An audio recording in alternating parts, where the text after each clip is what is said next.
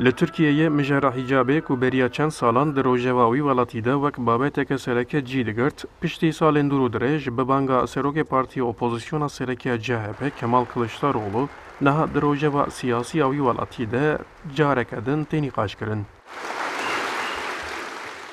Kılıçdaroğlu derbarê hicabê de ku halî hazir di dezgehên fermî de bi biryarnameyan serbest hatiye eştin, banga garantiyeke yasayî kir û yasa projeyeke bo parlamentoyê da pêşkêş kirin.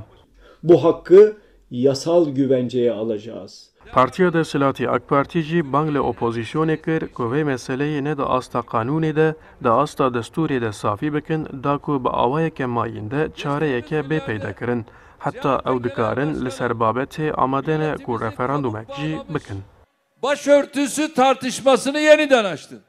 Li gorî nivîskar Müfîd Yüksel mijara hicabê ji hêla partiyên siyasî ve ji bo berjewendiyên siyasî tê bikaranîn. Niha jî ama egleb em nedin hêre ew ki malzemeyê siyasetê ye. Yani hem iktidarê be hem muarezeyê be. Kılıçdaroğlu davayı çi bu? Davayı ku evî malzemeyê jî iktidarê be ev bistîne. Ev meseleyê me jî em evî çareseriyekî dibînin, em evî hel dikin. Evî mesajê dide xelkê.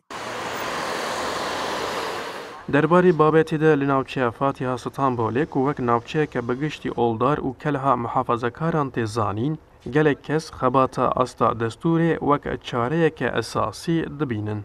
Evet, anayasa düzeni olsun. Divê di asta destûrê de xebatekî bêkirin, vekedin tu çare ne çare ye.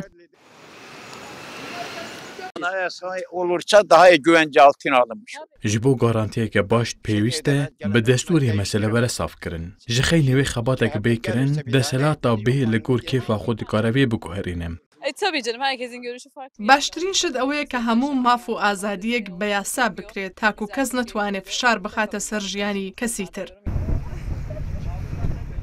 Li gorî hinekan jî mijar ji hêla siyasetmedaran ve tê suîstimal kirin. Başa gelen hepsi dini kullanıyorlar. Hemû desthilatên hatine ser kar li vî welatî li gor hesaba xwe ya siyasî li mijara hicabê dinêrin û ol jî di destê wan de bûye pêlîstokek pêdileyzin. Fatih ya da Beyazıt. Heta sala 2008 li Tirkiyeyê kesên hicab bikardaniyan ji ber qedexeyê nedikariyan bikevin zanîngehê û perwerde bibin, an jî karkirina li nav dezgeheke dina fermî ji bo wan qedexe bû. Wê salê AK Parti û MHP bi amadekirina yasayekê bikaranîna hicabê li dezgehên fermî serbest heştibû. Lê pişre li ser daxwaza CHP dadgeha destûrê ew yasa betal kir. Niha tenê bi biryarnameyan bikaranîna hicabê serbest e. Ercan Dağ, Kurdistan 24, İstanbul.